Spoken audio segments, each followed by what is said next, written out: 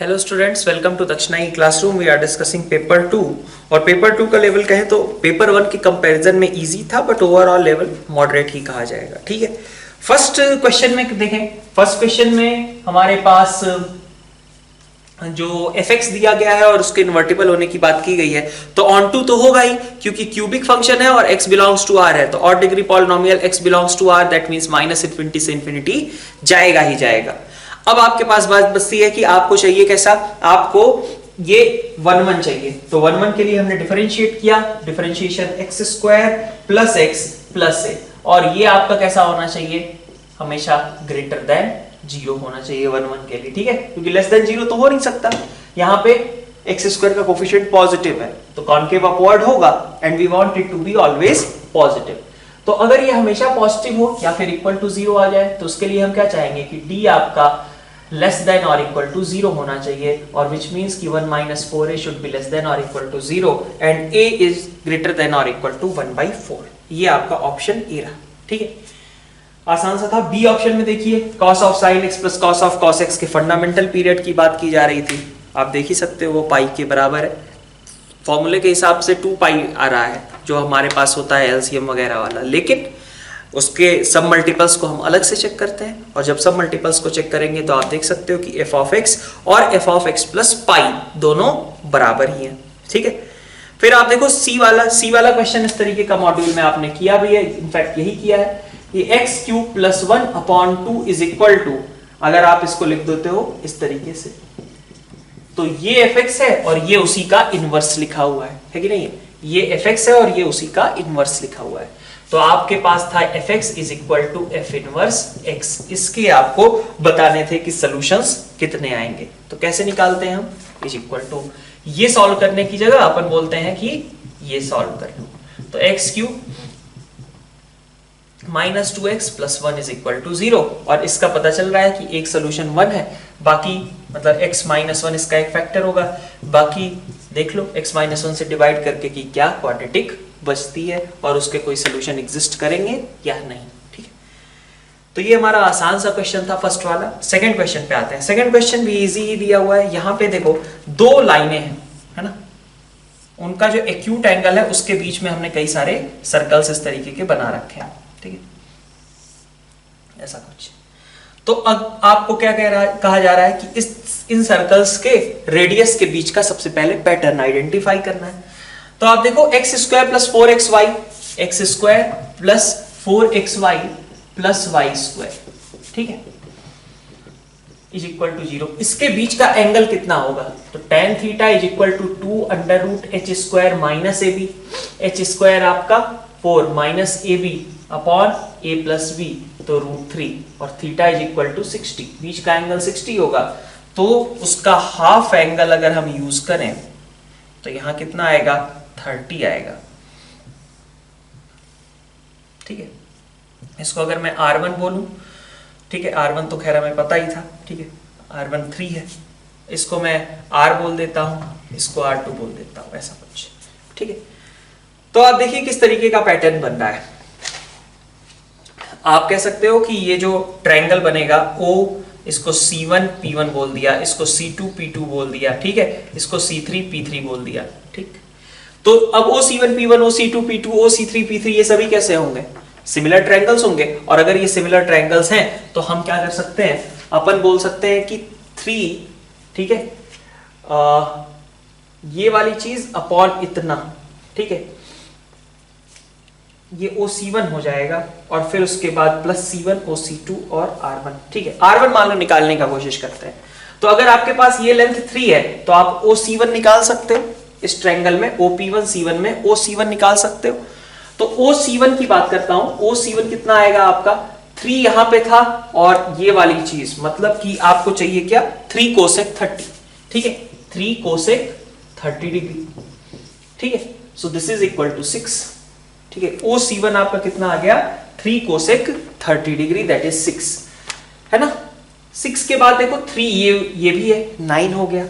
9 के बाद R1 ये है, तो OC2 की बात करूं मैं तो OC2 कितना है आपका?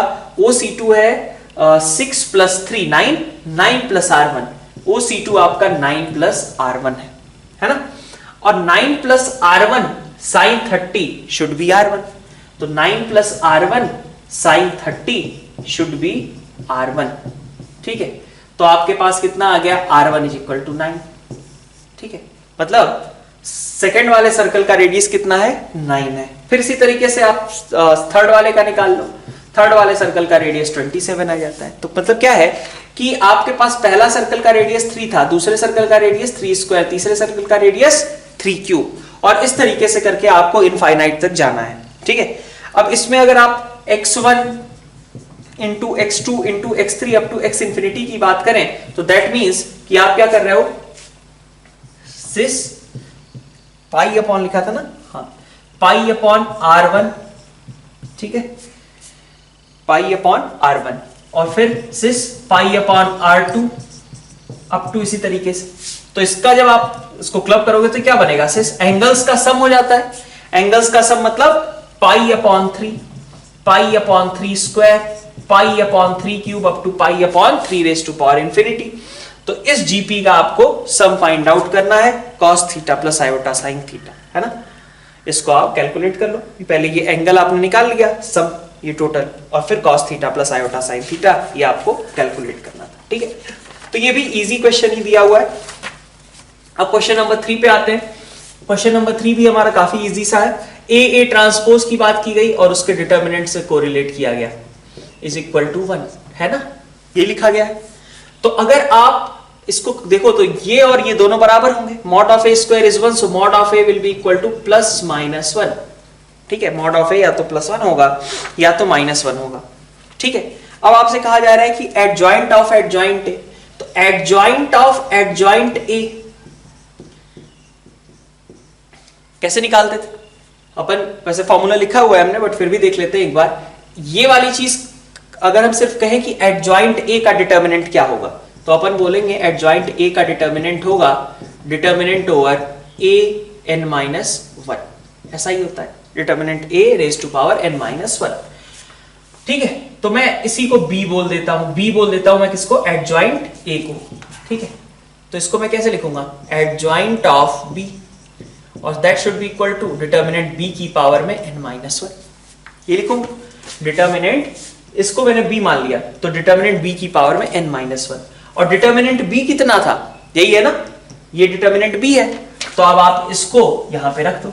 ठीक है, determinant b is equal to determinant a की पावर n माइनस 1, तो this whole comes out as determinant a की पावर n माइनस 1 की power n minus 1, that is determinant a raise to power n minus 1 का whole square. ठीक है, तो अब आपके पास वैल्यूज क्या आएंगी यहां से, प्लस माइनस 1, ठीक है, और raise to power n minus 1 का होल स्क्वायर। ठीक है, तो अब n माइनस प्लस माइनस 1 की पावर में हमेशा कैसा रहेगा, कभी ऑड कभी इवन। ठीक है, ठीक है, तो ये हमारे फर्स्ट 3 क्वेश्चंस हो गए, ये सभी इजी थे। नेक्स्ट अपन स्टार्ट करते हैं फोर्थ, थोड़ा कैलकुलेटिव है। तो क्वेश्चन नंबर 3 देखिए, क्वेश्चन नंबर 4 है ना। क्वेश्चन नंबर 4 में कैसा है कि x minus 1 into y minus 2 is equal to 5। ठीक है, समझते हैं एक बार, 1,2, ये कुछ ऐसा है ना कि x y is equal to 5 होता और उस ओरिजिन को हमने शिफ्ट कर दिया है 1 2 पे। ठीक है, तो ऐसा कुछ होगा, ये दोनों एसिम्प्टोट्स की तरीके से काम करेंगे। ठीक है, और इस तरीके का कर्व बनेगा। मतलब क्या किया हमने, हमारे पास x y is equal to 5 का जो कर्व होता उसको उठा करके 1,2 पे शिफ्ट कर दिया, ओरिजिन पे, ओरिजिन को उठा के 1 2 पे शिफ्ट कर दिया। तो यही आपका बन जाएगा x minus 1 into y minus 2 is equal to 5 का कर्व। अब आपके पास दूसरी चीज क्या कही गई, x माइनस 1 प्लस का होल स्क्वायर, मतलब 1 माइनस 2, 1 माइनस 2 यहां पे मान लिया, 1 माइनस 2 को सेंटर लेकर के एक सर्कल बनाया गया है। तो इसको सेंटर लेकर एक सर्कल अगर बनाओगे तो मान लो कि कुछ इस तरीके से उसने सर्कल बना दिया, मान लो। ठीक है, तो आपके पास ये इंटरसेक्शंस आएंगे, आपके पास एक इंटरसेक्शन आएगा ये x1, एक इंटरसेक्शन आएगा x2, एक इंटरसेक्शन आएगा x3, और इसी तरीके से यहां x4, ऑफ कोर्स साथ में y1 y2 y3 y4। ठीक है, ठीक है, x2 y2, x4 y4, x3 y3 and this is x1 y1। ठीक है, अब आपसे क्या कहा जा रहा है, आपसे कहा जा रहा है एबीसी का जो ट्रायंगल है उसका सेंट्रॉइड, मतलब मान लिया इसमें कोई भी 3 ए मान लो ये है, ये बी है और ये सी है। तो इस ट्रायंगल का सेंट्रॉइड मतलब x1 plus x2 plus x3 by 3, ठीक है, और y1 plus y2 plus y3 by 3, इनमें क्या रिलेशन है? तो कह रहा है वो कि सेंट्रॉइड जो है एक लाइन पे लाई करता है। कौन सी लाइन पे? तो y1 plus y2 plus y3 by 3, ये आपका y हो गया, is equal to 3 times x, 3 times of this term. तो 3 times of this term that is equal to x1 plus x2 plus x3 minus 4। तो इस तरीके का कुछ रिलेशन एग्जिस्ट करता है, ठीक है। तो अब हमें बताना है कि फोर्थ वाला कहां पे लाई करेगा, है ना। Points lie on, then the points lie on locus of D. D का लोकस पहले तो फाइंड आउट करना है। तो मतलब हम क्या चाहेंगे? हम चाहेंगे यही कि डी मतलब क्या, x4 वगैरह में कन्वर्ट कर लें, ठीक है। तो हमारा टारगेट क्या है कि इस जो रिलेशन दिया गया है इसको x4 और y4 के टर्म्स में कन्वर्ट करो, तभी जाकर के लोकस निकलेगा। x4 y4 में तभी रिलेशन आएगा। तो अब आप देखो क्या कर सकते हो। आप देखो आपके पास सर्कल की इक्वेशन थी x माइनस 1 का whole square plus y plus 2 का whole square is equal to r square, और आपके पास कर्व की इक्वेशन थी x minus 1 into y minus 2 is equal to 5, ठीक। इनका जो इंटरसेक्शन होगा, ठीक है, इनका जो इंटरसेक्शन होगा उन्हीं से x1 x2 x3 x4 generate हुए। तो आप रख दो x माइनस 1 को 5 अपॉन वाई माइनस 2, ठीक है। तो 5 अपॉन वाई माइनस 2 का whole square plus y plus 2 का whole square is equal to r square. तो क्या बन जाएगा? 5 स्क्वायर प्लस यहां से आपके पास आ जाएगा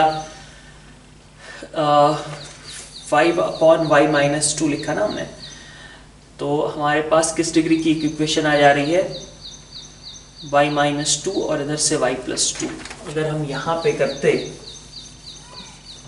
अगर हमने इसको ऐसे किया, y माइनस 2 को सब्स्टिट्यूट किया 5 अपॉन एक्स माइनस 1, ठीक है, यहां पे रखा, तो क्या बनेगा? x minus 1 whole square plus 5 upon x minus 1 plus 2 whole square is equal to r square, ठीक है। So it is x minus 1 whole square plus यहां से आपके पास आ जाएगा 5 प्लस 2x माइनस 1,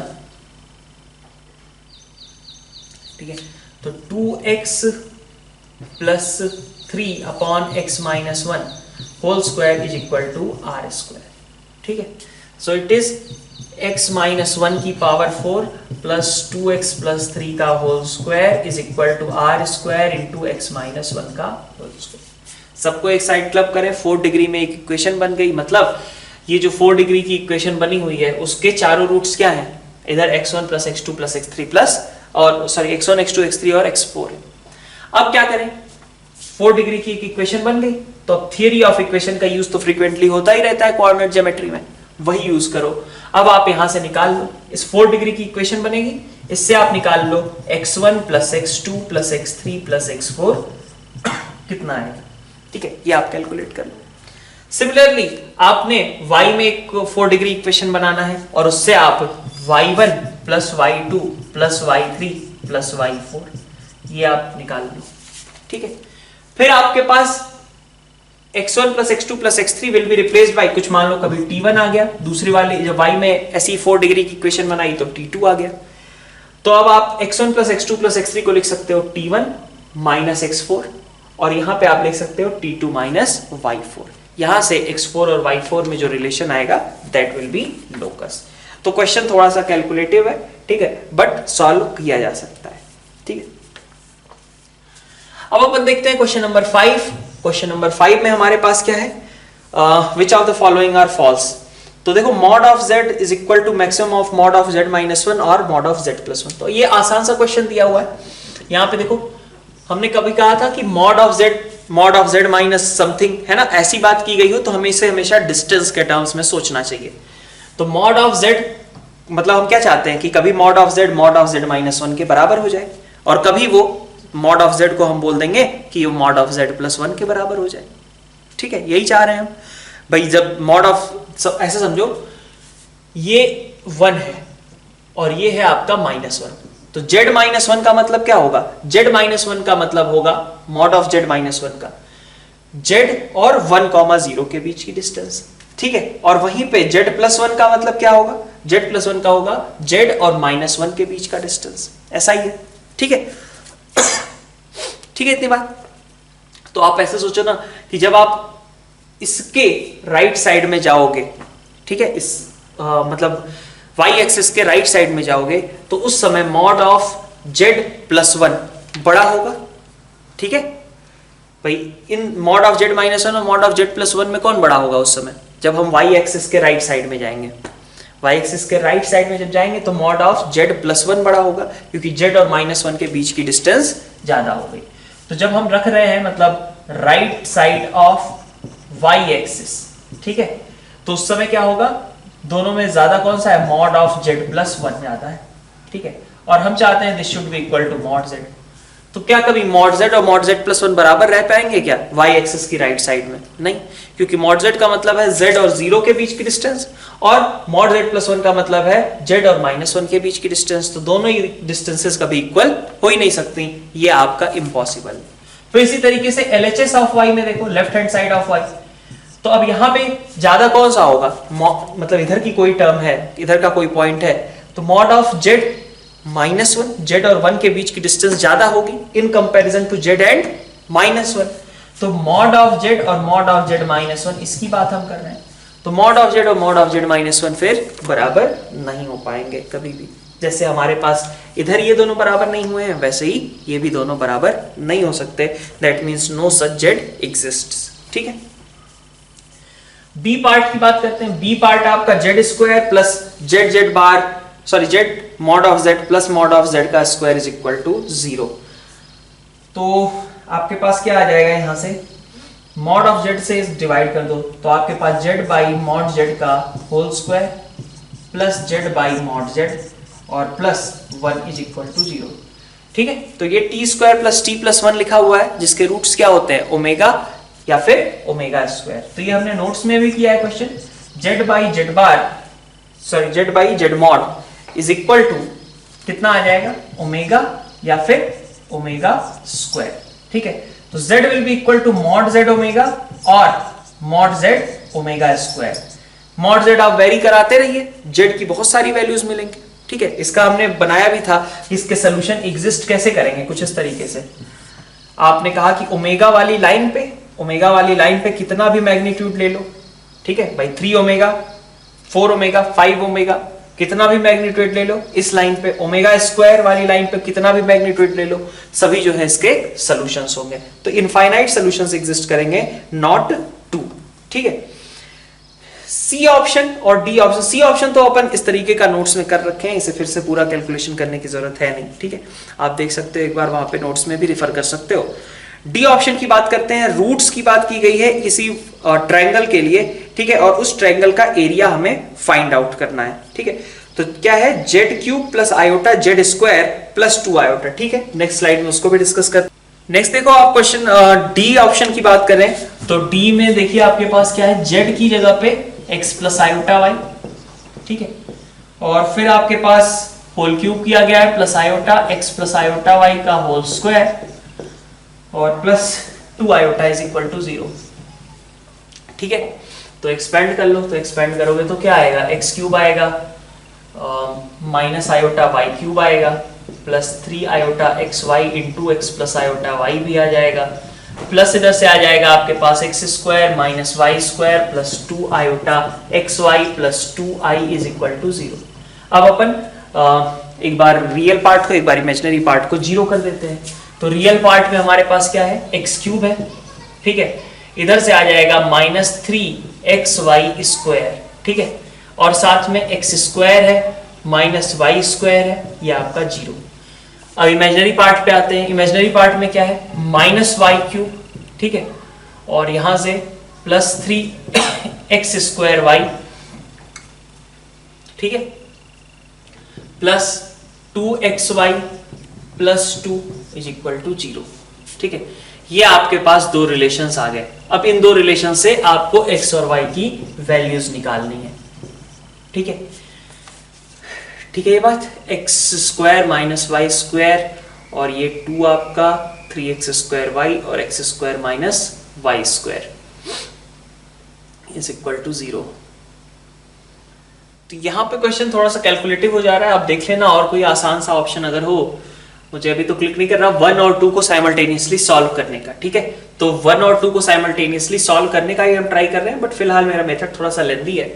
मैंने इस वाले एक्सप्रेशन को ऐसे लिख लिया, x cube plus x square is equal to y square into 1 plus 3x। इसको सॉल्व करके लिख दिया y into this term plus 2 is equal to 0, and then I have replaced y square by x cube plus x square upon 1 plus 3x, ठीक है। तो आपके पास यहां से पूरी टर्म जो है y और x के टर्म्स में एक रिलेशन बन जाएगा, y कुछ आ जाएगा इन टर्म्स ऑफ fx, ठीक है। अब y जब आपका एक बार fx के टर्म्स में आ जाएगा तो फिर हम यहां पे इसको वापस से सब्स्टिट्यूट करने का ट्राई करेंगे, ठीक है। y को इन टर्म्स ऑफ x सब्स्टिट्यूट करने का एक बार ट्राई करेंगे, ठीक है। तो आप देख लेना एक बार को, इससे आसान मेथड अगर कुछ मिलता है तो 1 और 2 को साइमल्टेनियसली सॉल्व करने का आप देख सकते हो। अदरवाइज मुझे जो अभी फिलहाल क्लिक कर रहा है वो है y is equal to fx निकालो और उसके बाद यहाँ पे सब्स्टिट्यूट कर लो, ठीक है। वहां से इसमें x और y की वैल्यूज मिलनी चाहिए क्यूबिक बन करके, ठीक है। और फिर हमारे उस क्यूबिक के जो रूट्स होंगे वो हमारे वर्टाइसेस ऑफ ट्रायंगल हो जाएंगे, ठीक है। ठीक है, तो ये वाला ऑप्शन इसमें से थोड़ा सा अजीब सा था, अगर ये कैलकुलेशन इतनी ही लंबी हमें करनी पड़े तो, ठीक है। बाकी तो सब आसान ही थे इसमें। 7th वाले में देखिए, 7th वाले क्वेश्चन में मैच द फॉलोइंग में, अब ये आपका ए पार्ट पी पार्ट की बात करते हैं। अब इसमें क्या कहा गया है, इसमें कहा जा रहा है एक मॉड है एक स्क्वायर, दोनों का सम 0, तो आसान सी बात थी, tan pi y is equal to 0 and sine square pi x is 0। That means कि pi y is equal to n1 pi, है ना, कोई भी integer, y can be any integer. Similarly यहां से pi x is equal to n pi, so x can be any integer. जरूरी नहीं है ना कि दोनों सेम ही हो, x और y अलग अलग हो सकते हैं, इसलिए एक को n1 और एक को n2 बोल दिया। तो और x square plus y square आपको 2 से बराबर या 2 से छोटा चाहिए, तो देख लो क्या क्या कॉम्बिनेशन बनेगा, 0 0 बनेगा, 0 1 बनेगा, 1 0 बनेगा, ठीक है। इसके अलावा और क्या बन सकता है, 1 1 बन सकता है, -1 बन सकता है, -1 0 बन सकता है, 0 -1 बन सकता है, ठीक है। और कुछ आपके पास -1 हो ही गया, -1 0 0 -1, और कुछ आपके पास बनने के लिए 0 0 1, तो ठीक है, 0 1 का इधर लिख दिया, 0 -1 -1 0 1 0, ठीक है। और कोई combination x square plus y square less than और इक्वल टू 2 के लिए, जिसमें x और y इंटीजर्स हो, तो हाँ एक ये भी बन सकता है ना, 1 -1 और उसके अलावा -1 1, ठीक है। तो आपके पास टोटल 9 सॉल्यूशंस यहाँ से एग्जिस्ट कर सकते हैं x y के पेयर्स। फिर Q ऑप्शन पे आते हैं। Q ऑप्शन में क्या कहा गया है, mod of sine 2x is equal to mod of sine 3x। तो मॉड ऑफ साइन 2x और मॉड ऑफ साइन 3x आप ऐसे समझ लो कि अगर आप sine 2x is equal to sine 3x को सॉल्व करते हो, ठीक है, क्योंकि पीरियड इसका कितना है, mod of sine 2x is equal to mod of sine 3x, दोनों सिर्फ साइन, अगर मैं बात करूं मॉड ऑफ साइन 2x की तो इसका पीरियड है π/2, मॉड ऑफ साइन 3x की बात करूं तो इसका पीरियड है π/3, ठीक है। तो पाई के पीरियड में जितने सॉल्यूशंस आएंगे उसको हम रिपीटेटिवली देखते जाए कि -7 पाई से 7 पाई के बीच कितने सॉल्यूशंस हो जाएंगे, ठीक है। हमने पाई के इंटरवल में ही देखा और उसके अकॉर्डिंग हमने कमेंट किया कि आगे हर एक पाई के इंटरवल में क्या क्या हो रहा होगा।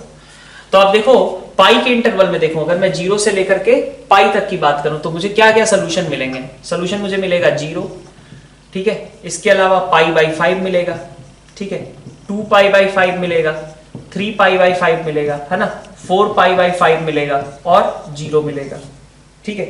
ये हमारे पास सोल्यूशंस बन रहे हैं, ठीक है, ये सभी इसके सॉल्यूशंस आएंगे, सॉरी 0 नहीं पाई,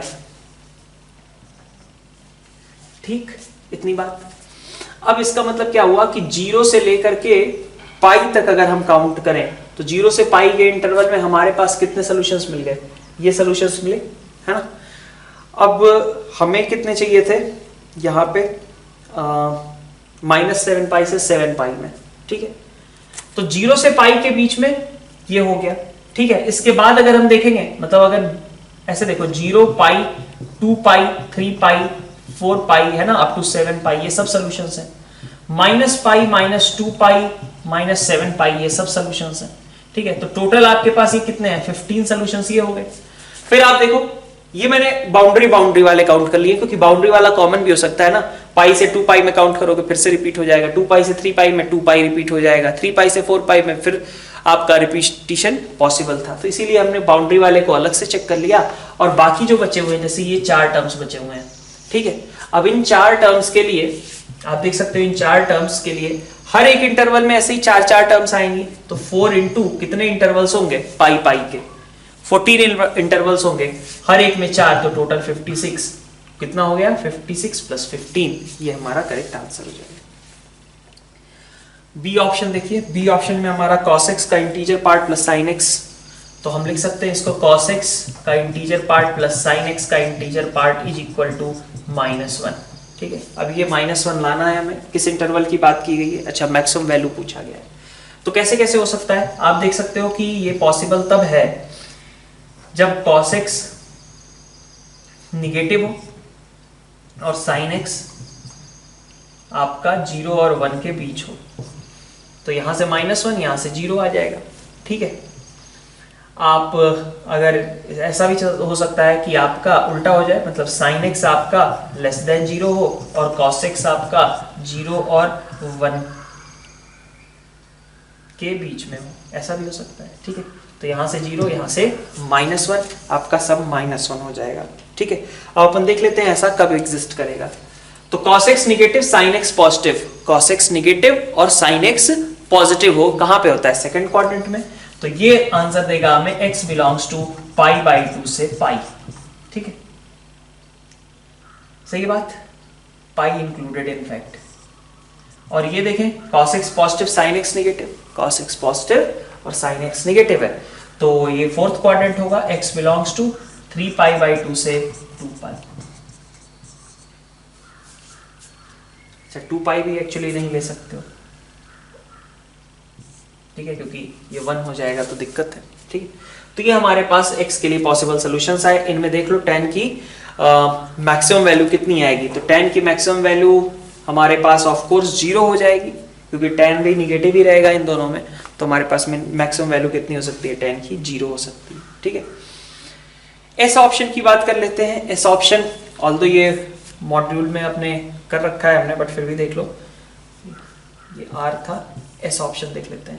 एस ऑप्शन में हमारे पास यहां से देखिए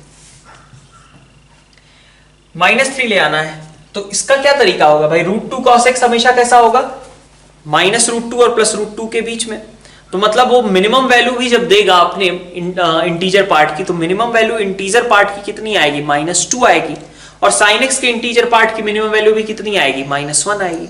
तो आपको क्या चाहिए, आपको चाहिए कि sin x आपका निगेटिव हो, तब वो इंटीजर पार्ट -1 देगा, और √2 cos x आपका कैसा हो, -1 से छोटा हो, तब वो इंटीजर पार्ट -2 देगा, ठीक है। बस उससे और कोई कॉम्बिनेशन तो पॉसिबल ही नहीं है, क्योंकि भाई एक तरीके से बाउंड्री वाली सिचुएशन है, √2 cos x का इंटीजर पार्ट मिनिमम -2 हो सकता है, और sin x का इंटीजर पार्ट मिनिमम -1 हो सकता है, and we have to club it to get -3, that means दोनों अपने मिनिमम को अचीव करें, ठीक है, इंटीजर पार्ट्स अपने मिनिमम को अचीव करें, दैट इज वाई हमने क्या लिखा, √2 cos x आपका -1 से छोटा होना चाहिए, तभी इंटीजर पार्ट क्या मिलेगा, -2, और sin x का इंटीजर पार्ट आपको -1 चाहिए, तो दैट मींस sin x आपको नेगेटिव चाहिए, ठीक है। तो cos x आपको कैसा चाहिए था, -1/√2 से छोटा, और sin x आपको कैसा चाहिए था, नेगेटिव, ठीक है। तो sin x नेगेटिव कहां होता है भाई, 3 पाई और 4 पाई, सॉरी मतलब थर्ड और फोर्थ क्वाड्रेंट में इनफैक्ट, ठीक है। अब हमें integer part of sin 2x की वैल्यू फाइंड आउट करनी है, तो थर्ड क्वाड्रेंट और फोर्थ क्वाड्रेंट में cos x आपको कैसा चाहिए, -1/√2 से छोटा, मतलब sin x और cos x दोनों निगेटिव हैं, और अगर दोनों निगेटिव हैं तो इसका मतलब क्या हुआ, थर्ड क्वाड्रेंट, और थर्ड क्वाड्रेंट में अगर हम इस कंडीशन को देखें तो ये कहां से कहां तक एग्जिस्ट करेगी, x बिलोंग्स टू, ये आ जाएगा आपका ये तो चलो थर्ड क्वाड्रेंट में हमेशा ही है, cos x आपको -1/√2 से छोटा चाहिए, तो आपको ये कंडीशन कहां पे मिलेगी, ये कंडीशन आपको मिल जाएगी पाई से लेके 5π/4 में, ठीक है।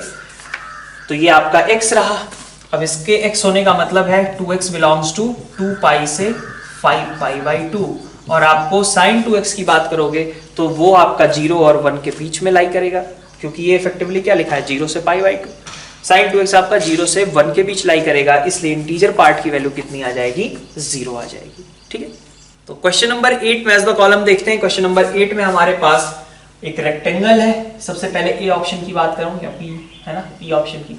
ठीक है, तो हमारे पास एक रेक्टेंगल है, उसको रोल किया जा रहा है। ठीक है, किसी एक एज के अलोंग, तो एज के साइड के अलोंग जब हम उसको रोल रिवॉल्व करेंगे तो एक क्या बनेगा, एक सिलेंडर बनेगा। तो हमने ऐसे कहा कि ये जैसे हमारे पास था, मान लो a plus b 36, a plus b 36 है, सॉरी a और b तो 18 है ना, a plus b is 80, right. तो हमने अगर मान लो कि इसको ऐसे रोल किया, मान लो b वाली साइड के अबाउट रिवॉल्व किया, ठीक है, तो b आपका हाइट का काम करेगा, तो पाई b हाइट हो गई और a आपका हो गया रेडियस।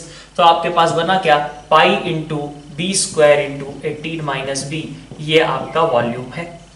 और आपको इसको मैक्सिमाइज करना है, तो डिफरेंशिएट करके हम देख सकते हैं कि ये मैक्सिमम की सिचुएशन कब क्रिएट होगी। नेक्स्ट अपन क्यू ऑप्शन की बात करते हैं। क्यू ऑप्शन में देखिए p 0 से 1 बाई e है, मॉड्यूल का question.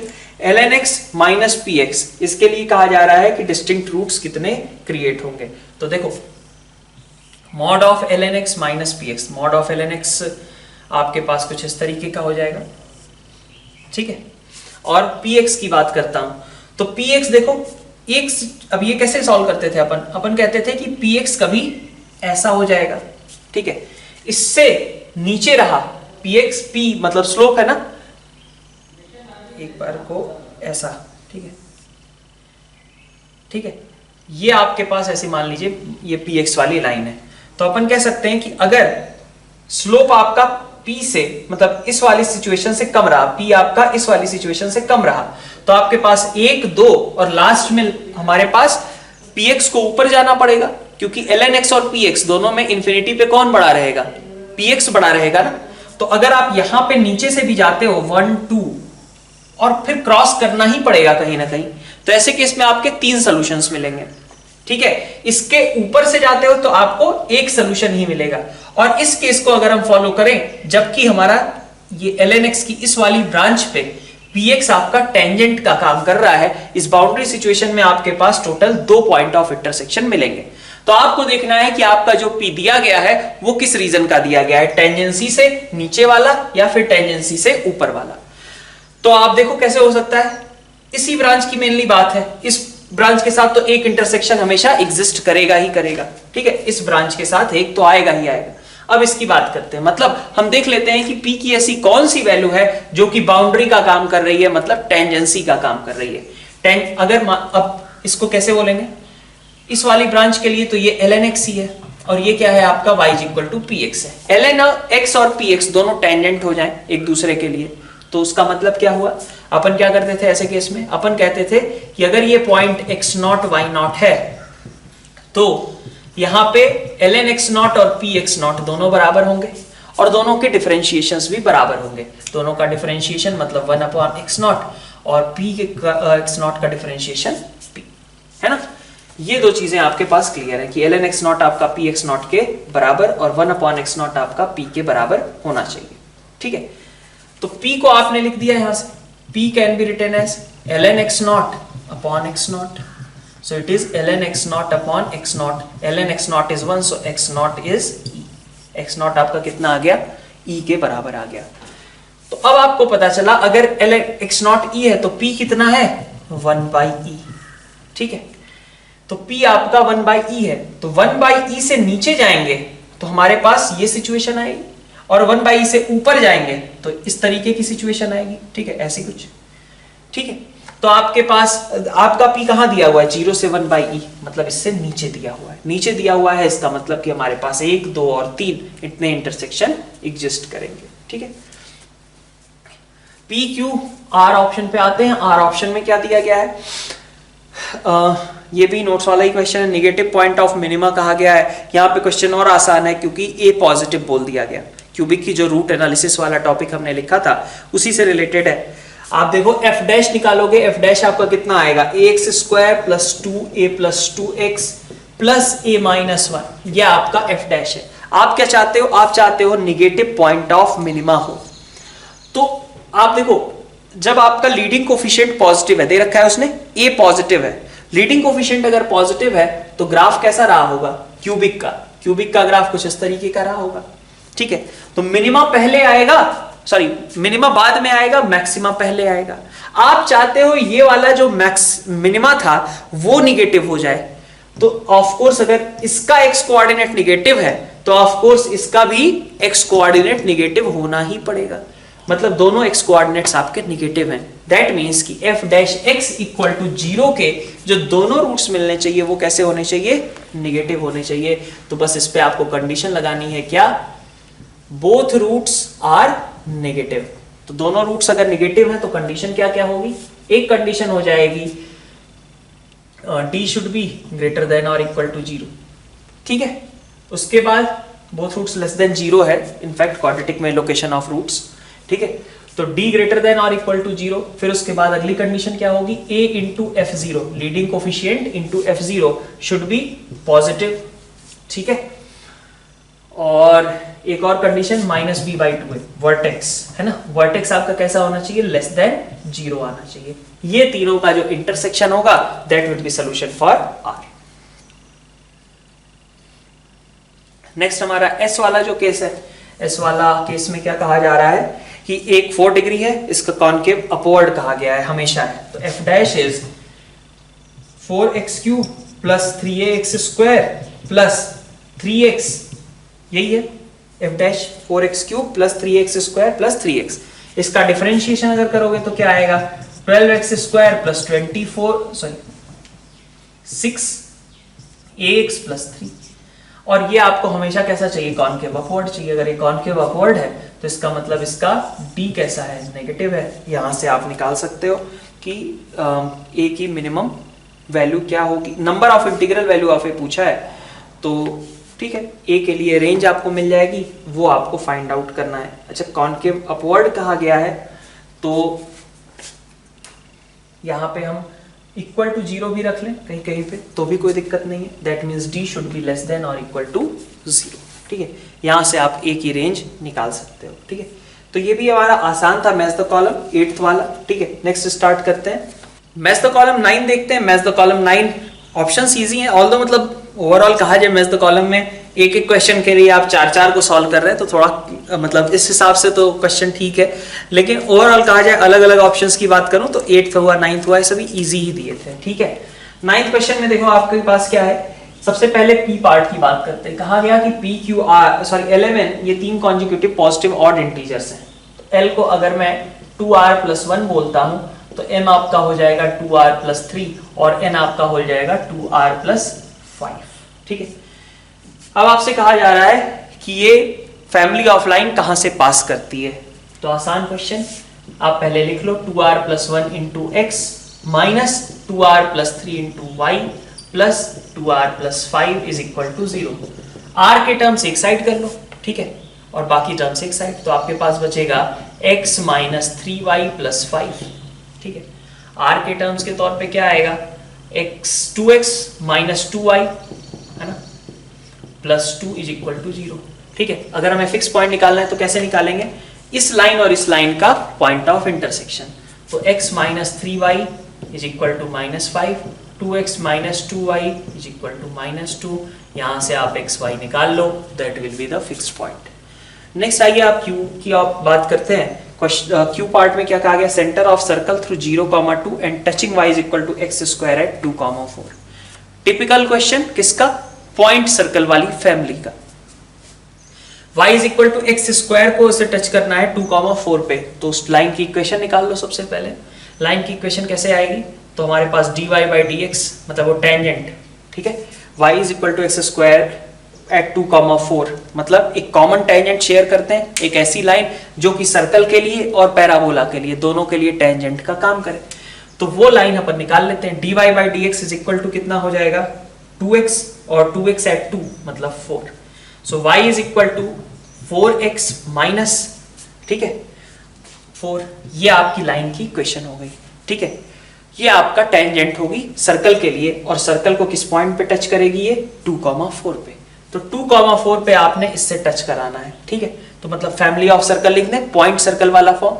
Equation of circle touching y is equal to 4x minus 4 at point 2, 4. So it will be x minus 2 whole square plus y minus 4 whole square plus lambda 4x minus y minus 4 is equal to 0. और ये आपको क्या बताया जा रहा है कि ये 0,2 इसका सेंटर है। तो 0,2 अगर आपका सेंटर है तो यहां से आप कंपेयर कर लो, इसको ओपन करके सेंटर निकालोगे in terms of lambda, that should be equal to 0,2। ऐसे में हमें लेमडा मिल जाएगा और लेमडा मिल जाएगा तो हमें सर्कल की इक्वेशन मिल जाएगी। ठीक है, तो ये भी टिपिकल क्वेश्चन ही था हमारा क्यू। फिर अपन बात करते हैं आर ऑप्शन की। आर ऑप्शन में क्या है? आर ऑप्शन में 1 2 4 4 आर 2 को normal points then from a point. ये आसान सा क्वेश्चन, आपको पता है कि नॉर्मल पॉइंट्स स्टैंडर्ड वाले के लिए खास करके y1 plus y2 plus y3 is equal to 0 होता है, सीधा सीधा। तो y1 आपका दिया गया है 2, y2 दिया गया है 4, तो y3 कितना होगा? -6। y3 -6 होगा तो x3 कितना आ जाएगा? x3 हो जाएगा आपका 9। ठीक है, y3 अगर -6 है तो x3 कितना हो गया? 9 हो गया। S line is tangent to ellipse. तो लाइन टेंजेंट के लिए इलिप्स का काम करती है किस पॉइंट पे? तो कैसे करेंगे? इसके लिए हम पहले इलिप्स को पॉइंट फॉर्म में लिख दें, इलिप्स का पॉइंट फॉर्म वाला टेंजेंट का इक्वेशन। तो that will be in this case x cos theta by 3, sorry 3 नहीं 2 है ना राइट साइड में, तो नीचे 18 आएगा। स्टैंडर्ड फॉर्म में कन्वर्ट करो तो x square upon 18 plus y square upon 8 is equal to 1। यहां पे कंफ्यूजन हो सकती है, तो x cos थीटा अपॉन 3√2, ठीक है, x cos theta by a plus y sin theta by b is equal to 1। ठीक है, ये होगी हमारे पॉइंट फॉर्म में टेंजेंट की इक्वेशन, क्योंकि पहले हमें इधर 1 बनाना पड़ेगा। और कहा जा रहा है कि टेंजेंट जो है वो क्या है? x अपॉन 6 कह लो, ठीक है, प्लस y अपॉन 4 कह लो इज इक्वल टू 1। ठीक, अब कोफिशिएंट्स मतलब आप देख सकते हो, कंपेयर करो तो कोफिशिएंट कंपेयर करोगे तो क्या आएगा? cos थीटा बाई 3√2 और into 6 is equal to sine theta by 2√2 into 4 is equal to 1/1। यही आएगा ना? ठीक है, रेशियो हम कंपेयर कर रहे हैं तो रेशियो हर जगह बराबर होने चाहिए, ये रिलेशन आ गया। तो यहां से आपको मिला cos theta is equal to 1/√2, मतलब थीटा इज इक्वल टू π/4। तो पॉइंट कौन सा होगा? a cos theta, a sin theta. ठीक है, ये आपका करेक्ट पॉइंट्स हो जाएंगे। ठीक है, तो 9th भी आपका आसान क्वेश्चन ही है। ठीक है, मतलब कोई ऑप्शन टफ नहीं है ओवरऑल, बाकी ओवरऑल क्लब करके थोड़ा सा टाइम लग सकता है। क्वेश्चन नंबर 10 देखते हैं। क्वेश्चन नंबर 10 ठीक क्वेश्चन है। ठीक है, पी पार्ट की बात करता हूं। पी पार्ट में क्या कहा गया? 5 बॉल्स हैं, इसमें से 2 बॉल्स हमने ड्रॉ करी और दोनों व्हाइट निकली। इस बात की प्रोबेबिलिटी निकालनी है कि ऑल बॉल्स आर व्हाइट। ठीक है, तो स्टैंडर्ड बेस थ्योरम का क्वेश्चन है। 2 बॉल्स व्हाइट और 3 बॉल्स, है ना, या फिर 4 व्हाइट बॉल्स होंगी। ठीक है, 4 व्हाइट बॉल्स या फिर 5 व्हाइट बॉल्स, ऐसा ही केस हो सकता है। ठीक है, और चारों इक्वी प्रोबेबल है ना, चारों की प्रोबेबिलिटी क्या है? 1/4 1/4 है ना। तो 1/4, इसकी भी 1/4, इसकी भी 1/4 और इसकी भी 1/4। अब हमने 2 बॉल्स ड्रॉ करी, 2 बॉल्स ड्रॉ करी और दोनों व्हाइट निकले। इस बात की प्रोबेबिलिटी क्या होगी? तो इस केस की बात करूं अगर मैं, तो 2c2 अपॉन 5c2। ठीक है, इस केस में 3 व्हाइट थे, 2 व्हाइट हमने चूज कर लिए, टोटल 5 थे। फिर इस केस की बात करते हैं, थोड़ा सा नीचे लिख लेता हूं। इस केस की बात करते हैं 1/4 इंटू 4 में से 2 व्हाइट हमने चूज कर लिए अपॉन टोटल 5 में से कुछ भी 2 चूज कर सकते थे। इसके लिए अगर देखा जाए तो 1/4 इंटू 5c2 अपॉन 5c2, ये आपका बन जाएगा। ये इस बात की प्रोबेबिलिटी हो गई कि आपने जो इवेंट किया है कि आपके पास दोनों व्हाइट बॉल्स निकल करके आई, उसकी प्रोबेबिलिटी कितनी होगी? इन सब का सम। आपको कौन सा केस चाहिए? ये वाला चाहिए। तो बेस थ्योरम का स्टैंडर्ड प्रोसीजर कि आपके पास ये सब का सम डिनोमिनेटर में आ जाएगा। 1/4 2c2 plus 3c2 plus 4c2 plus 5c2 upon 5c2, ये सब आपका सम डिनोमिनेटर में आ जाएगा। और न्यूमरेटर में आपके पास क्या बचेगा? न्यूमरेटर में आपके पास आपको चाहिए कि ऑल बॉल्स आर व्हाइट, तो तो आप इसको चाहते हो इस केस से आया हो, तो जिस केस से आप एक्सपेक्ट करते हो वो केस आप न्यूमरेटर में डाल दो, 5c2 अपॉन 5c2, ठीक है। तो ये आपका करेक्ट आंसर हो जाएगा पी ऑप्शन, ठीक है। फिर अपन Q की बात करते हैं। Q ऑप्शन में देखो क्या है, out of 15 consecutive integers 3 are selected at random, then the probability of the sum is divisible by 3। तो 15 आपके consecutive integers लिए गए हैं, आप क्या करो 1 से 15 ले लो, बात बराबर है, कहीं भी 15 लोगे सेम ही सिचुएशंस आएंगी। तो 1 से लेकर के 1 2 3 है ना अप टू 15 ये सारे नंबर्स आपने ले लिए, जो इसमें प्रोबेबिलिटी आएगी वो किसी भी 15 नंबर के लिए ऐसी ही आएगी, ठीक है बात। 3 से डिविजिबिलिटी की बात की गई है, sum of 3 numbers randomly taken, probability that sum is divisible by 3। तो आप 3 नंबर्स लेते हो, 3 नंबर्स कैसे कैसे हो सकते हैं, या तो तीनों ही 3 लैम्डा टाइप के हों, तीनों ही 3 लैम्डा टाइप के होंगे तो उनका सम 3 से डिविजिबल होगा। और क्या हो सकता है, एक 3 लैम्डा हो, एक 3 लैम्डा प्लस 1 टाइप का हो, एक 3 लैम्डा प्लस 2 टाइप का हो, या फिर तीनों ही 3 लैम्डा प्लस 1 टाइप के हों, या तीनों ही 3 लैम्डा प्लस 2 टाइप के हों। इन सारे केसेस में आपके पास हमेशा जो भी सम आएगा वो कैसा आएगा, 3 से डिविजिबल आएगा। यहां देख सकते हो इन तीनों का सम 9 लैम्डा प्लस 6 3 से डिविजिबल है। यहां मतलब 9 लैम्डा ना कहो, 3 lambda 1 plus 3 lambda 2 plus 3 lambda 3 plus 6। यहां पे 3 lambda 1 plus 3 lambda 2 plus 3 lambda 3 plus 3, यहां पे 3 लैम्डा 1 प्लस 2 प्लस 3 प्लस 6, ऐसा कुछ आ जाएगा। तो ये नंबर्स हमेशा इन केसेस में कैसे होंगे, 3 से डिविजिबल होंगे। और कोई केस छूट रहा है क्या, तो अपन ने कहा कि 2 4 2 2 ले लें तो नहीं काम चलेगा, 2 1 ले लें, ठीक है, 1 1 और 2 नहीं, ठीक है। तो और कोई केस नहीं बन रहा, ठीक है। तो आप देखो ऐसे केस में आप क्या करोगे, इसके लिए आपके पास देखो 1 से 15 तक 3 लैम्डा टाइप के कितने टर्म्स हैं, 5 टर्म्स हैं, 3 6 9 12 15। इन 15 में से आप 3 टर्म्स ले लो, ठीक है। हमें तीनों टर्म्स 3 इंटीजर्स लेने हैं ना, out of 15 integers 3 are selected, ठीक है, 3 सेलेक्ट करने हैं। तो इन 5 में से आप कोई भी 3 ले लो, ठीक है। और उन 3 आपके पास तरीका क्या था, टोटल 15c3, ठीक है। तो इस केस की प्रोबेबिलिटी कि आपने तीनों 3 लैम्डा टाइप के इंटीजर्स लिए, इस कितनी है 5c3 अपॉन 15c3। भाई टोटल 15 में से आप कोई भी 3 सेलेक्ट कर सकते थे। आपको क्या करना है, आपको इस तरीके के 3 नंबर्स चूज करने हैं 3 लैम्डा टाइप के। तो 3 लैम्डा टाइप के इस इंटरवल में कितने नंबर्स हैं, 5 ही हैं, 5 में से कोई भी 3 चूज कर लो और अपॉन टोटल 15c3। इस केस की बात करते हैं। इस केस में हमारे पास एक 3 लैम्डा टाइप का हो, एक 3 लैम्डा प्लस 1, एक 3 लैम्डा प्लस 2 टाइप का हो। तो ये भी देख लो, 3 लैम्डा टाइप के 5 नंबर्स हैं, 3 लैम्डा प्लस 1 टाइप के 5 नंबर्स हैं, 3 लैम्डा प्लस 2 टाइप के 5 नंबर्स हैं, ठीक है। एक 5 और एक 5 ऐसा ले लिया, ठीक है। पहले को चूज करने का 5 तरीका, ठीक है, एक 3 लैम्डा, दूसरे को चूज करने का 5 तरीका, तीसरे को चूज करने का 5 तरीका, ठीक है। अच्छा, ऐसा भी हो सकता है, ये तो हमने क्या किया है, पहले प्लेस पे 3 लैम्डा को रखा, दूसरे प्लेस पे 3 लैम्डा प्लस 1, तीसरे प्लेस पे 3 लैम्डा प्लस 2 को रखा है। हम ऐसा भी कर सकते थे, पहले वाले पे 3 लैम्डा प्लस 1 हो जाए, बाद में 3 लैम्डा प्लस 2 हो जाए, फिर लास्ट में 3 लैम्डा आ जाए, या फिर कोई भी इस तरीके का ऑर्डरिंग हम चेंज कर सकते थे। तो ऑर्डरिंग चेंज करेंगे तो 3 फैक्टोरियल, ठीक है, क्योंकि सब अलग अलग काउंट होंगे ना भाई।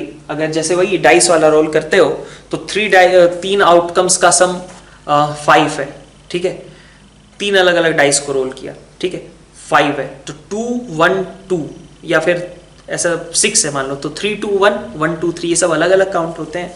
तो वैसे ये भी अलग अलग काउंट होंगे।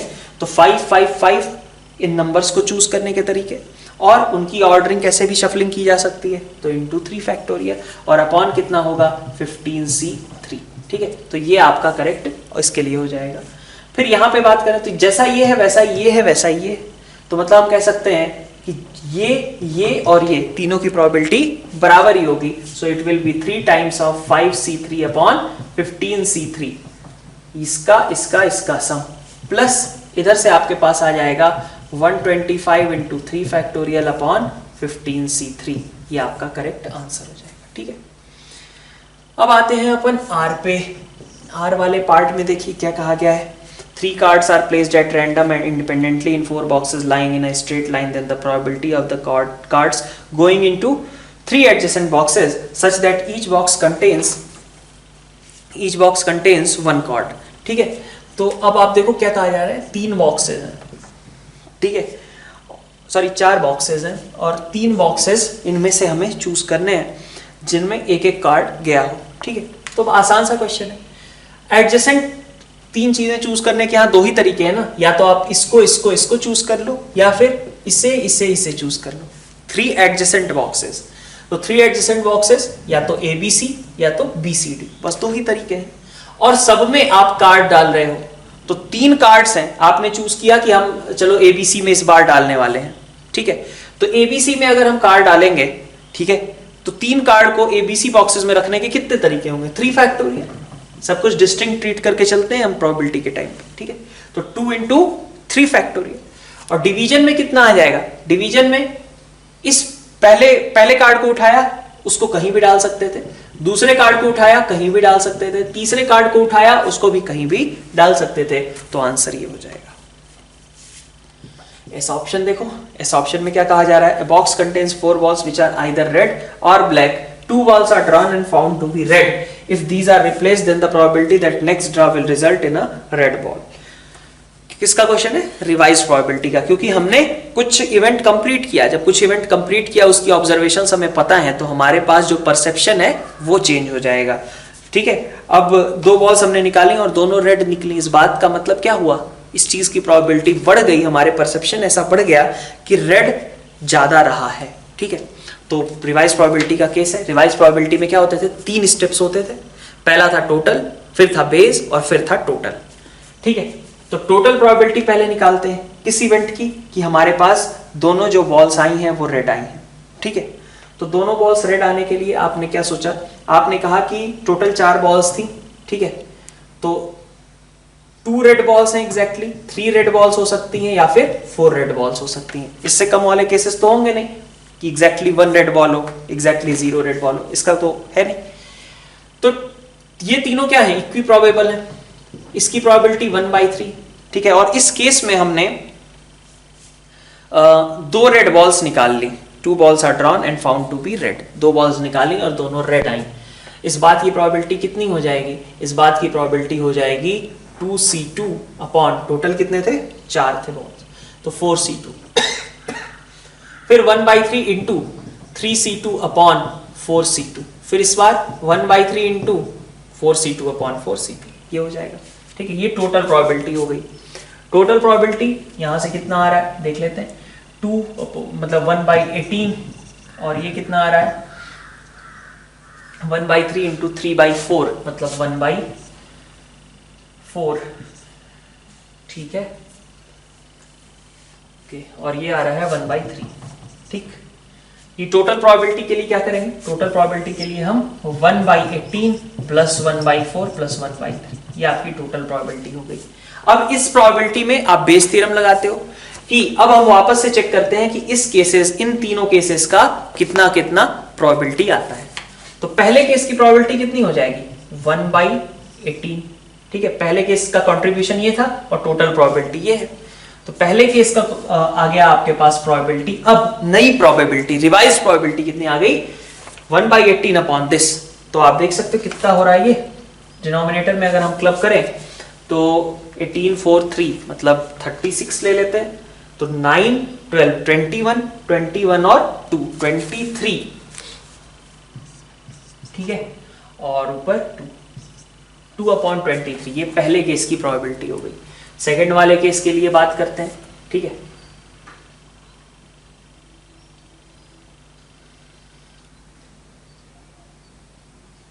ठीक है, सेकंड वाले केस की बात करते हैं। सेकंड वाले केस में हमारे पास क्या हो रहा था, सेकंड वाले केस में 1/4। ठीक है, तो आपके पास नीचे 1/4 और ये पूरा, ठीक है, यही सेम रहेगा, तो 9/36 और नीचे 23/36, सो इट इज 9/23। और लास्ट वाले केस में इट इज, ठीक है, 12/23, ठीक है। तो एग्जैक्टली 2 रेड होने की प्रोबेबिलिटी ये है, एग्जैक्टली 3 रेड होने की ये है, एग्जैक्टली 4 रेड होने की ये है, ठीक है। अब इस केस में हमें नया इवेंट करना है। नया इवेंट क्या है? नया इवेंट ये है कि हम एक फिर से बॉल्स ड्रॉ कर रहे हैं और उस बॉल को कैसा होना चाहिए? रेड होना चाहिए। तो क्या होगा? ये आपके पास टोटल, ये बेस, और अब फिर से किसका समय आ गया है? टोटल का। तो अब आप फिर से कहोगे कि 2 रेड होने की प्रोबेबिलिटी 2/23 है। इस केस को लिया और इस केस में हमारे पास जो बॉल ड्रॉ की गई वो रेड थी, तो रेड बॉल ड्रॉ होने की प्रोबेबिलिटी कितनी होगी? 2C1, 2 रेड बॉल्स हैं, उनमें से एक रेड बॉल ड्रॉ करना है, और अपॉन कितने? 4C1, ठीक है। इसी तरीके से इस केस में बात करें, इस केस में भी हमारे पास 3 रेड बॉल्स हैं, 3 में से कोई भी एक चूज कर लें, ठीक है, अपॉन 4C1, और इस केस में तो रेड आएगा ही आएगा जबकि चारों रेड है, ठीक है। तो आपकी रिवाइज प्रोबेबिलिटी के अकॉर्डिंग आंसर कितना हो जाएगा? इन तीनों का सम, ठीक है। तो पहले आपने निकाला कि जो इवेंट आपने किया उसकी प्रोबेबिलिटी कितनी थी, उसकी प्रोबेबिलिटी कितनी है? 1/18 + 1/4 + 1/3। इस इवेंट के अकॉर्डिंग हर एक केस की प्रोबेबिलिटी बदल गई, वो आपने बेस थ्योरम से निकाल लिया। फिर आपने कहा कि अगर 2 रेड था तो अब हमारी रिवाइज प्रोबेबिलिटी उसकी कितनी हो चुकी है? 2/23। 3 रेड था तो इस बात की प्रोबेबिलिटी कितनी हो चुकी है? 9/23, और 4 रेड था, इस बात की प्रोबेबिलिटी कितनी हो चुकी है? 12/23। इन रिवर्स प्रोबेबिलिटीज के साथ, रिवाइज प्रोबेबिलिटीज के साथ हम नया इवेंट करने जा रहे हैं। तो केस 1 में इवेंट होने की पॉसिबिलिटी, केस 2 में इवेंट होने की पॉसिबिलिटी, केस 3 में इवेंट होने की पॉसिबिलिटी, और उनका सम, ये आपका आंसर हो जाएगा, ठीक है। तो 5th में बाकी अगर देखा जाए तो ऑप्शंस सारे अच्छे थे, बढ़िया क्वेश्चन है, प्रोबेबिलिटी के एक तरीके से कई सारे कंसेप्ट्स यूज किए गए हैं। तो नेक्स्ट क्वेश्चन स्टार्ट करते हैं, इंटीजर टाइप्स, ठीक है, न्यूमेरिकल वैल्यू आई मीन। तो फर्स्ट क्वेश्चन देखिए, फर्स्ट क्वेश्चन में क्या कहा गया है? फर्स्ट क्वेश्चन में हमें इंटीग्रेशन करना है -π/4 से लेकर के 3π/4 में, है ना, और e⁻x, e⁻π/4 है ना, अपॉन e⁻x + e⁻π/4 और into sin x + cos x, ये चीज दी गई है, ठीक है, ठीक है, इतनी बात। अब इसके लिए हमने क्या किया? a + b - x लगा लें, ठीक है। समझ में आ रही है बात? जब तक ये सब डिनोमिनेटर में है तब तक कुछ सॉल्व तो होगा नहीं इंटीग्रेशन। तो इसको हटाने के लिए हमने क्या सोचा कि a + b - x वाली प्रॉपर्टी यूज करो। तो अगर आपका ये i था तो this i can be again written as x को किससे रिप्लेस करोगे? a + b, मतलब कितना हो गया? π/2 - x, तो -π/4 से 3π/4, और x की जगह आप क्या रख दोगे? π/2 - x, x की जगह पे π/2 - x, ठीक है, और प्लस e⁻π/4, ठीक है। x की जगह π/2 - x, इसका मोटिवेशन इसलिए भी आया क्योंकि ये इंटरचेंज रह जाएगा, होगा केवल साइन का कॉस, कॉस का साइन, कोई दिक्कत नहीं, तो ये अभी भी साइन प्लस कॉस बना रहेगा, ठीक। अब देखो, अगर आप इन दोनों को ऐड करते हो, ठीक है, या फिर इसको थोड़ा और सिंप्लीफाई कर देते हैं पहले, तो आपके पास ये चीज क्या बन के आ जा रही है? e⁻x आप एक तरीके से ऊपर भी मल्टीप्लाई कर लो, नीचे भी मल्टीप्लाई कर लो, तो ऐसा कुछ बचेगा, ठीक है, ठीक है, इतनी बात। अब e⁻π/4 आपका कॉमन हो गया, so this thing can be again written as -π/4 to 3π/4 e⁻x, e⁻π/4 यहां से कॉमन, यहां से कट गया, ठीक है, बचा क्या? e⁻x + e⁻π/4 और इनटू साइन प्लस कॉस, ठीक है, इनटू साइन प्लस कॉस, ये आपकी टर्म आ गई, ठीक। अब अगर आप इन दोनों को ऐड कर लेते हो तो यहां से 2i = कितना दिख रहा है? -π/4 से 3π/4, और आपका साइन प्लस कॉस तो नीचे कॉमन ही है ना, इधर आप ऐड करो, e⁻π/4 e⁻x ऐड हो जाएगा, नीचे वही टर्म है, तो ये आपका कैंसिल आउट हो जाएगा, ठीक है, 1/sin + cos बचा, ठीक। अब इसको अपन ऐसे लिख सकते हैं क्या? हमें किस फॉर्म में ले आना है इसे? sec x की फॉर्म में। तो आप इसको लिखो एक बार को 1/sin + cos, और इसको हमें sec x में कन्वर्ट करना है, ठीक है। तो नीचे cos में बदल दो, -π/4 से 3π/4, तो इसको लिखा जा सकता है ना √2 cos x प्लस π/4, ठीक है। लिमिट्स हमें -π/2 से π/2 चाहिए, ओके।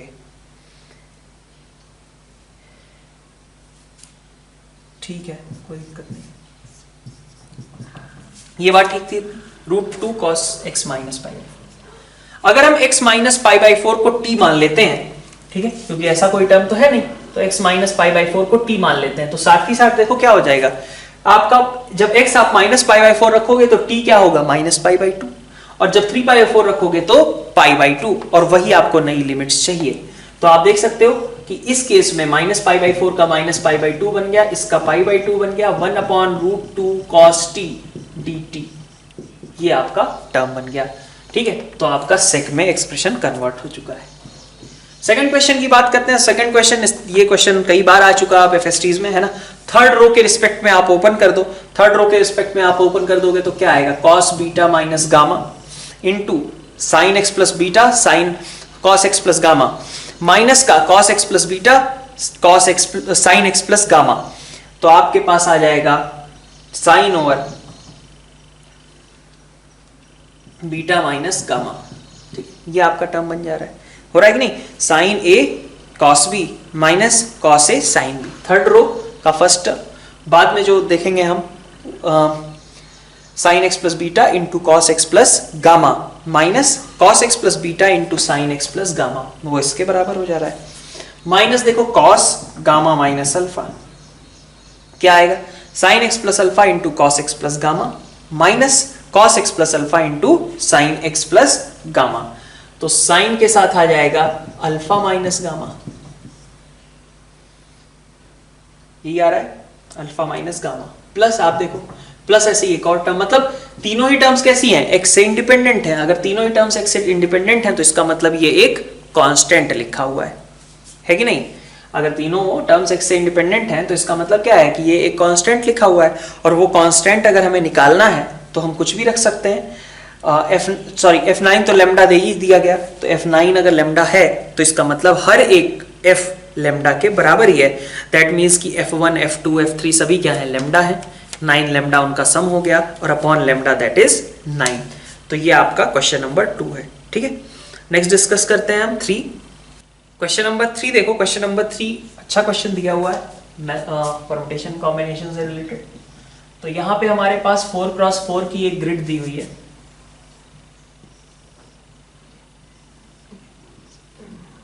इस तरीके का, है ना, ऐसा कुछ। अब इसमें कहा जा रहा है कि हमें ए और बी को कुछ कंडीशंस के साथ भरना है, 2a है और 2b है।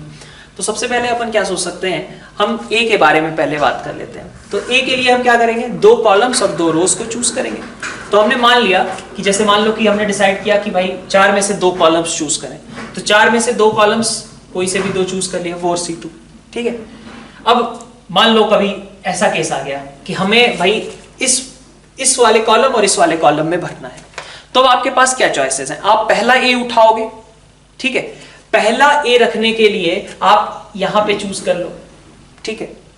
अगर आपने पहला भाई इस कॉलम में एक ए रखना है, वो ए मान लो यहां पे रख दिया तुमने, ठीक है, तो दूसरे कॉलम में कितने ऑप्शन बचे, यहां तो नहीं रख सकते ना, अब उसे यहां यहां यहां इन तीनों में से ही कहीं एक जगह रखना पड़ेगा। तो इसी तरह इसका मतलब क्या हुआ कि ए के लिए पहले 2 कॉलम्स चूज किए, अब हम कौन से ब्लॉक में रखें उसके लिए क्या करेंगे, तो हमने कहा कि भाई पहले वाले के लिए हमने 4c1 पहले ब्लॉक में हमने भर दिया, कहीं भी एक जगह ए लिख दिया। तो जिसमें जैसे यहां पे आपने ए लिखा तो यहां पे ए नहीं रहेगा, आपने पहला ए यहां पे लिखा होता तो यहां पे ए नहीं रहता, बाकी बचे आपके पास 3 ऑप्शंस, 3 में से कोई एक आप ब्लॉक चूज कर लो।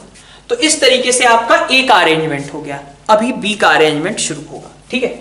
तो बी के अरेंजमेंट में सोचो, मान लो कभी कि ए यहां पे और ए यहां पे भर गए, ठीक है, 2 ए आपने भर दिए, फिर आपके पास बचता है कि बी कैसे भरें। तो बी के लिए भी सेम टाइप से सबसे पहले स्टार्ट करें।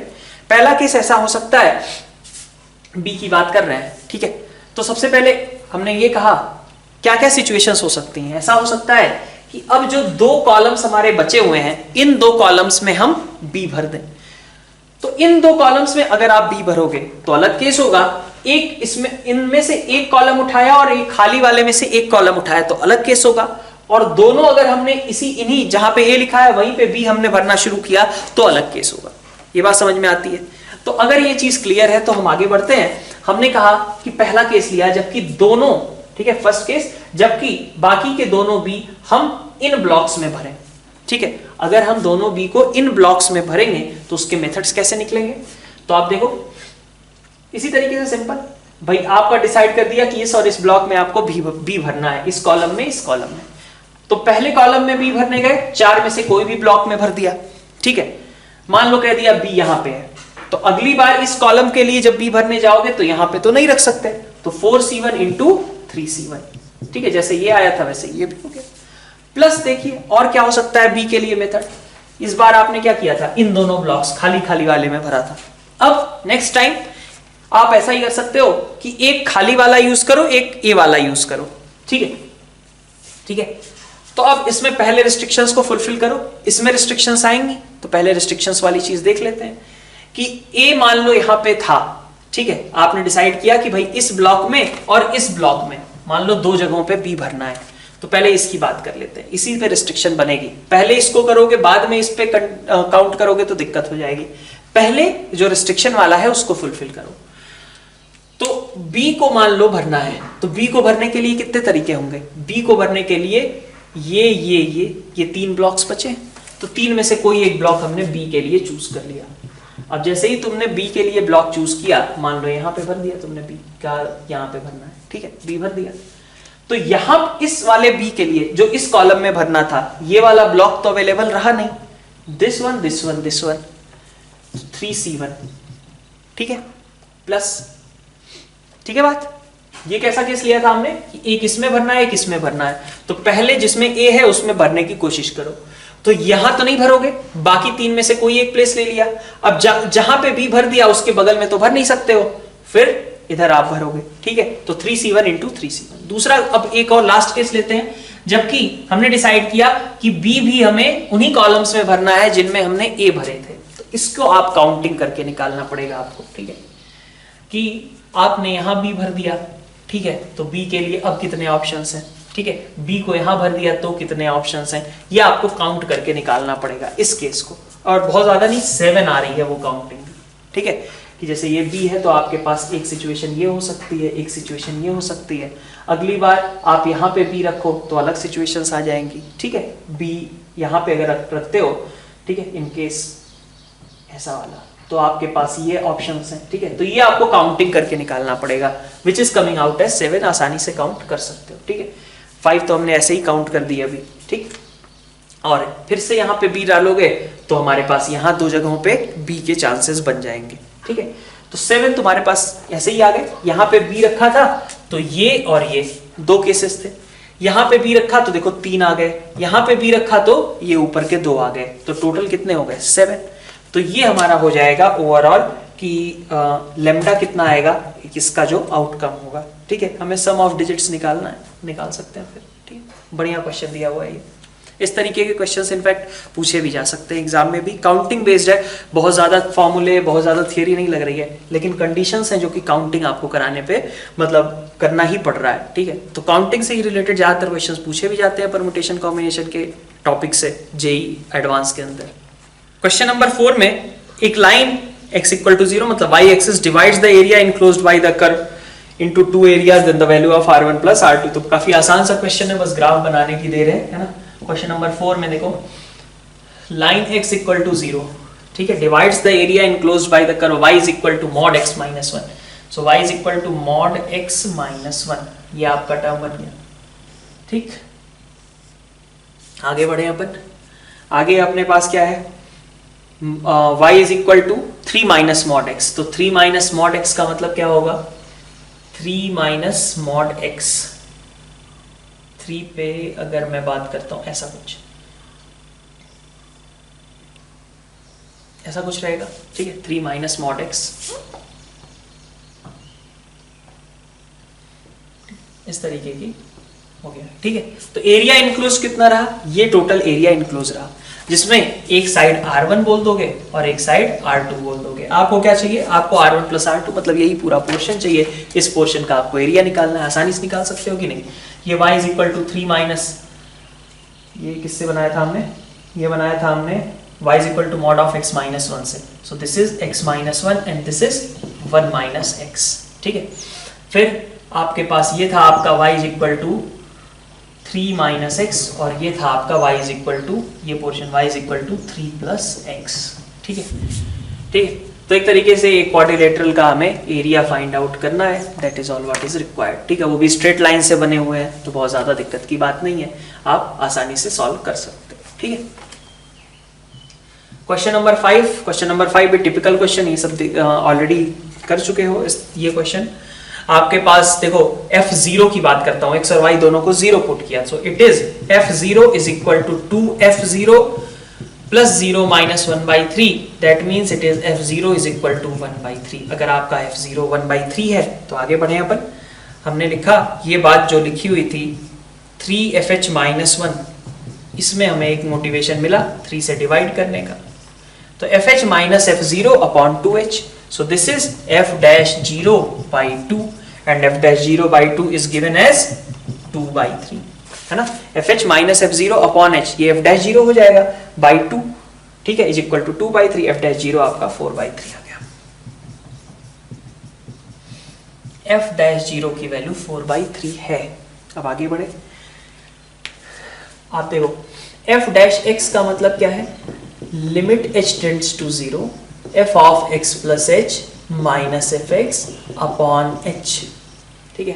तो limit h tends to 0 f of x plus h का मतलब रहा fx प्लस fh, है ना, plus 2xh x plus h minus 1/3, ठीक है, ठीक है, इतना माइनस fx अपॉन h, तो fx साफ हो गया, ठीक है।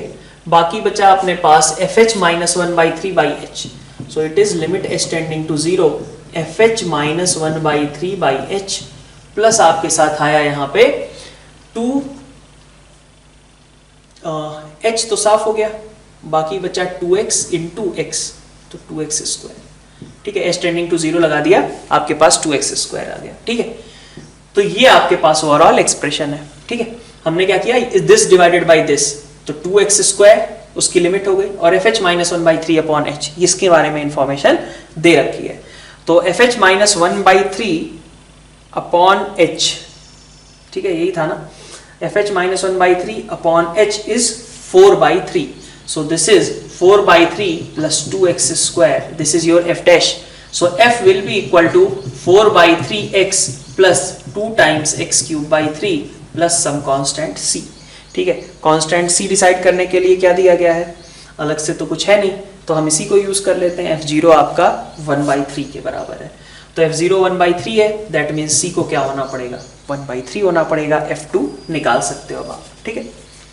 तो 6th क्वेश्चन देखते हैं। 6th क्वेश्चन बहुत ही बढ़िया सवाल दिया हुआ है यहाँ पे, टेट्राहेड्रन ABCD है जिसके 3 प्लेन्स की आपको पैरेलल बताया गया है। पैरेलल मतलब क्या, नॉर्मल डायरेक्शन आपको दे दी गई हर एक प्लेन की। जैसे ABD की बात करूं तो इसका नॉर्मल डायरेक्शन क्या है, नॉर्मल की डायरेक्शन है I प्लस J। आप ACD की बात करो तो it is I plus K, और ABC की बात करो this is I plus J plus K, ठीक है। इसके नॉर्मल डायरेक्शन अपने को मिल गए हैं। अब हमें चाहिए क्या, अब उससे तो कोई फायदा है नहीं, टेट्राहेड्रन के लिए तो हमें क्या चाहिए, 1/6 बॉक्स प्रोडक्ट ऑफ ABC, मतलब हमें ABCD, ठीक है, इनको ज्वाइन, मतलब AB vector, AC vector, AD vector, इनके बारे में हमें बात करनी थी। AB AC AD अगर हमें मिल जाए तो हमारा काम बन जाएगा। तो हम क्या ऑब्जर्व कर सकते हैं, हम बोल सकते हैं कि जो नॉर्मल वेक्टर है, जैसे मैं मान लो बात करता हूं ABD का जो नॉर्मल वेक्टर है that is I plus J। ABD का नॉर्मल वेक्टर AB वेक्टर के और AD वेक्टर के दोनों के परपेंडिकुलर होगा कि नहीं होगा, AB और AD के परपेंडिकुलर होगा नॉर्मल ABD का, तो मतलब I plus J can be written as perpendicular to AB। I plus J is perpendicular to AB और AD, ठीक है। अब हम उसी तरीके से आगे बात करें,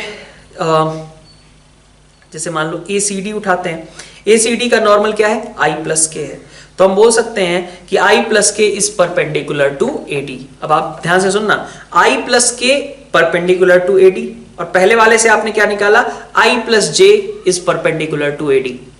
तो AD क्या होगा, AD परपेंडिकुलर होगा ना इन दोनों के, तो दोनों नॉर्मल्स का जो क्रॉस प्रोडक्ट होगा AD उसके अलोंग होगा। ठीक है, तो यही बहुत ही बढ़िया कंसेप्ट दिया हुआ है यहाँ पे। ठीक है, ऑब्जर्वेशन। ठीक, तो आप देखो, आप कह सकते हो कि जो ये प्लेन ACD का नॉर्मल था, प्लेन ACD का normal that is I plus के। ठीक है, और उसका अगर हम क्रॉस प्रोडक्ट करें I प्लस जे के साथ, तो हमें क्या मिलेगा, AD वेक्टर की डायरेक्शन मिल जाएगी, AD की डायरेक्शन मिल जाएगी, AD वेक्टर नहीं, डायरेक्शन ऑफ AD वेक्टर। ठीक है, डायरेक्शन यहां पे मिल जाएगा। ठीक है, ओके।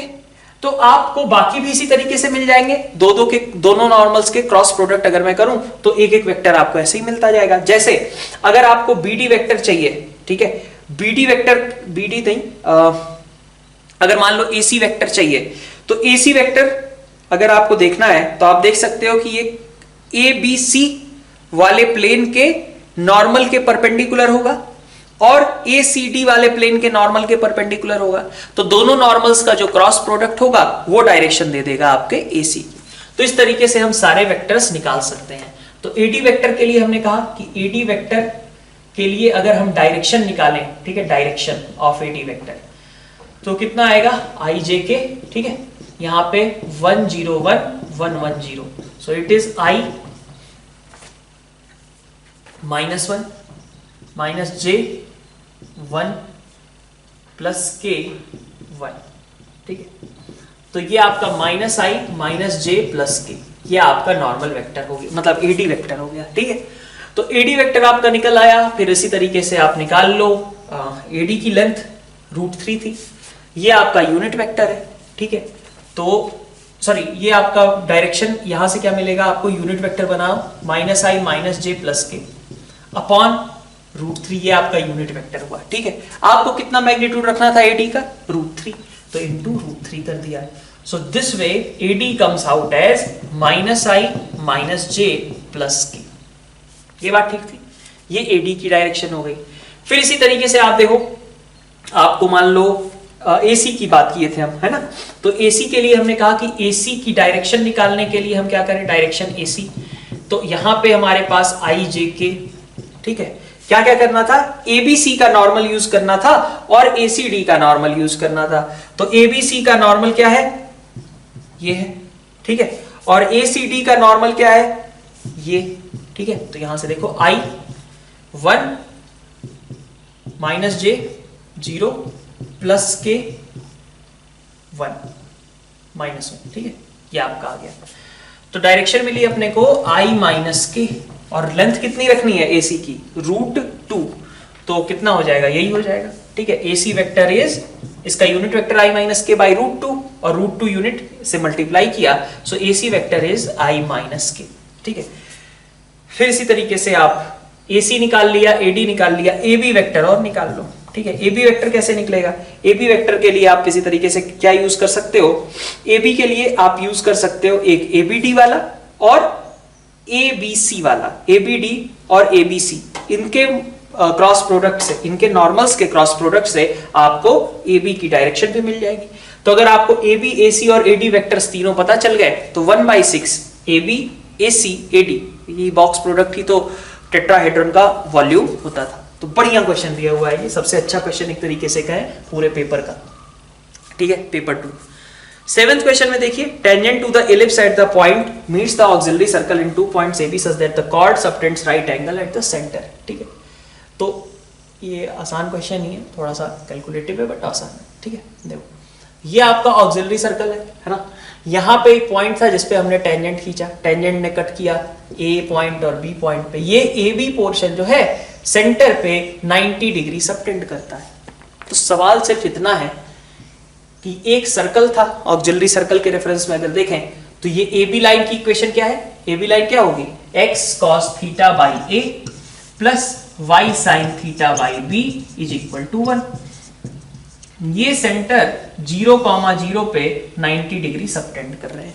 ठीक है, तो अगर 90 डिग्री सबटेंड कर रहा है तो ऐसे केस में अपन बोल सकते हैं ना कि ये सॉरी टोटल 90 था, यहाँ 45 बचा, ठीक है, ये 45 ये 90, ठीक है, ये दोनों मतलब ऐसा केस हो गया कि ये और ये आपस में बराबर है, ठीक है।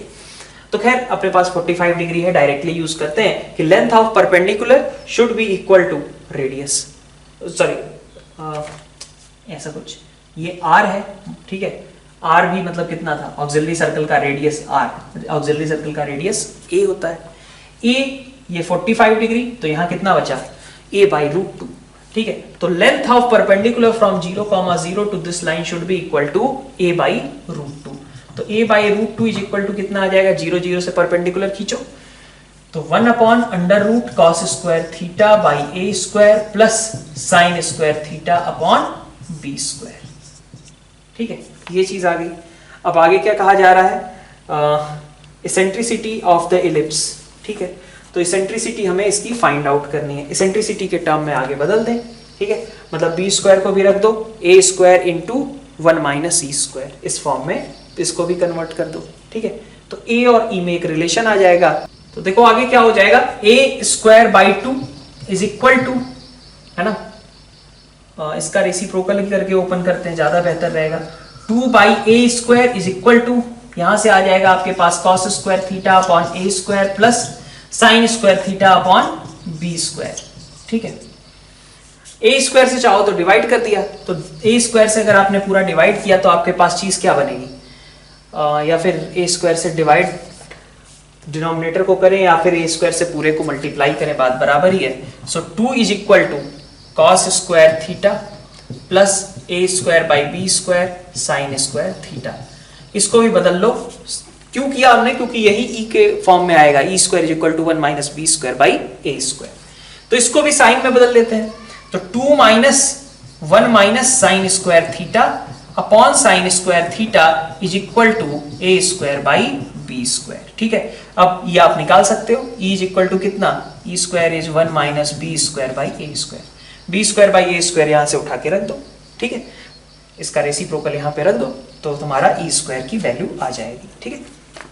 लास्ट क्वेश्चन देखते हैं पेपर का, आसान सा क्वेश्चन था, mod of alpha square minus beta square is equal to 7/4, इसकी बात की गई थी, ठीक है। तो इसको ऐसे लिख दिया मैंने कि alpha square minus beta square चाहिए, है ना, तो alpha plus beta into alpha minus beta का mod is equal to 7/4, alpha plus beta is minus b by a which is minus 7/2, ठीक है, और इंटू अल्फा माइनस बीटा, ये कितना होता था, ये होता था under root d by a कितना है आपके पास, a है आपका 2, ठीक है, is equal to 7/4, that means कि 7/4 cancel out, under root d should be equal to 1, so d should be equal to 1, तो आपका डिस्क्रिमिनेंट 1 होना चाहिए, आसान सा क्वेश्चन था, ठीक है। तो इस पेपर में कहें तो इस पेपर में ओवरऑल कहा जाए तो पेपर मॉडरेट लेवल का ही कहा जाएगा, फर्स्ट पेपर के कंपैरिजन में पेपर इस बार इजी था, ठीक है। तो ओवरऑल पेपर फर्स्ट और सेकंड मिला करके क्लब करें तो मॉडरेट टू टफ में इसको हम कंसीडर करेंगे, तो ओवरऑल स्कोरिंग यहाँ पे फर्स्ट पेपर की वजह से खास करके कम हो सकती है, ठीक है। तो खैर कोई नहीं, इस तरीके के क्वेश्चंस तो आते ही रहेंगे अपने पास कुछ ना कुछ, ठीक है। तो मिलते हैं नेक्स्ट FST के साथ, थैंक यू ऑल।